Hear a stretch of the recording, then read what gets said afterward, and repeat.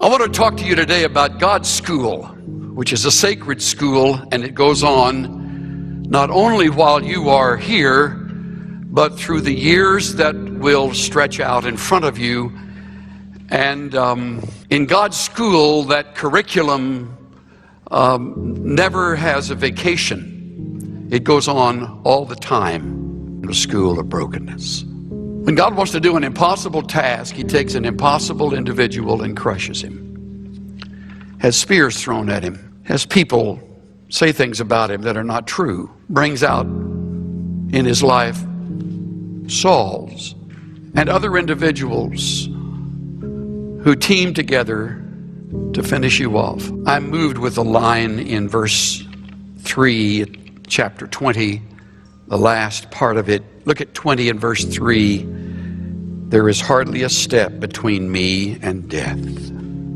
That is, to use F.B. Meyer's words, ah me, this is pain. As one man put it, one by one God took them from me, all the things I valued most, until I was empty-handed.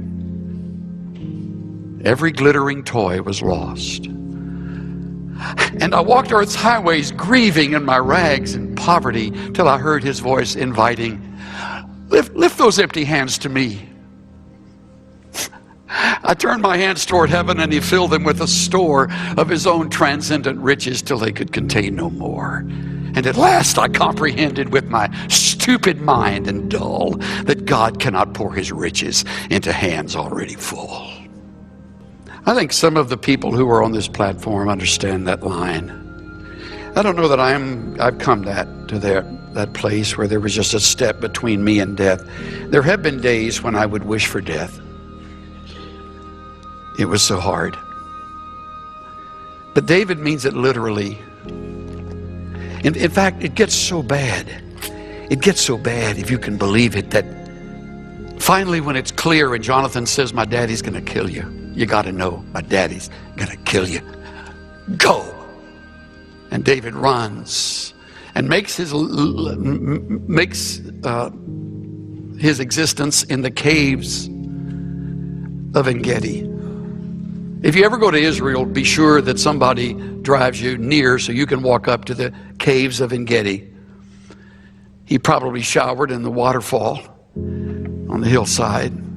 He lived his life for years in caves and dens. This is the king-elect. This is the man who remembers the oil coming down the back of his neck. Living in a cave for years as Saul plans a way to finish him off. So you know where he winds up? Look at the next verse. David came to Nob, to Ahimelech, the priest of Ahimelech, came trembling to meet David, said to him, why are you alone and no one with you? And David said to Ahimelech, the priest, the king has commissioned me with the matter, and has said to me, let no one know anything about the matter on which I'm sending you and with which I've commissioned you. And I've directed the young men to a certain place, etc., etc. Verse 10, and David arose and fled that day from Saul and went to Achish, king of Gath. Gath. Guess who was from Gath? Goliath. This is Philistine territory. That's like Osama bin Laden hiding in the FBI headquarters. What is this? I mean, the people of Gath find out David, the giant killer, is now among them. They don't know anything about the spear throwing. They don't know nothing about the oil that's gone down his neck. They don't know anything about the plan of God. All they know is they've got this wild man in there. And look at what happens to David. This is just incredible. Verse 13, he disguised his sanity before them.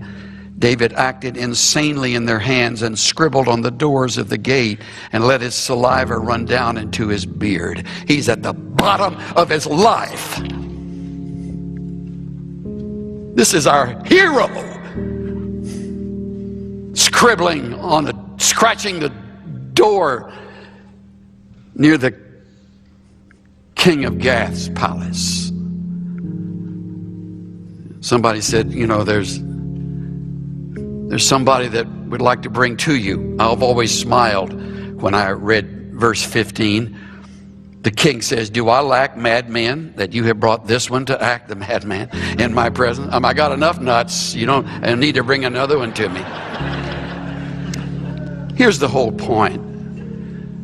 It is all designed to take away every crutch. He probably couldn't even name his brothers right by now. Maybe his daddy's dead. For all he knows, Jonathan's forgotten him. He is all alone. Cave dwelling does that to you. Your mind plays tricks on you. And very few except your own spouse in the flock knows what you're going through. It's not something you take to the pulpit with you. Every crutch being removed. Why? Because it's God's school to break you down. When he wants to do an impossible task, he takes an impossible person and crushes him. One thing good about all this time is the Psalms he wrote. I haven't the time to read most of them, but turn to Psalm 35. I love it. Contend, O Lord, with those who contend with me. Fight against those who fight against me. Notice where he takes the fight. He looks up. Contend with those who contend with me. Look at Psalm 54.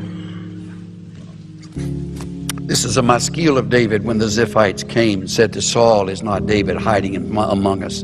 Save me, O God, by your name. Vindicate me by your power. David's not out with somebody defending him. He's all alone. He said, Lord, you do that for me. Hear my prayer, O God. Give ear to the words of my mouth.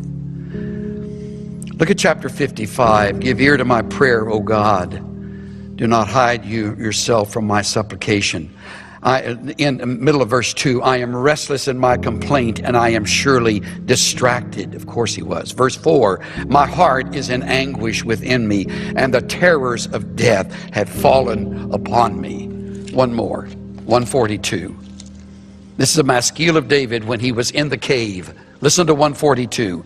I pour out my complaint before him. I declare my trouble before him. When my spirit was overwhelmed within me, you knew my path. In the way where I walk, they have hidden a trap for me. Look to the right and see, for there's no one who regards me. There's no escape for me. No one cares for my soul. That's honest prayer.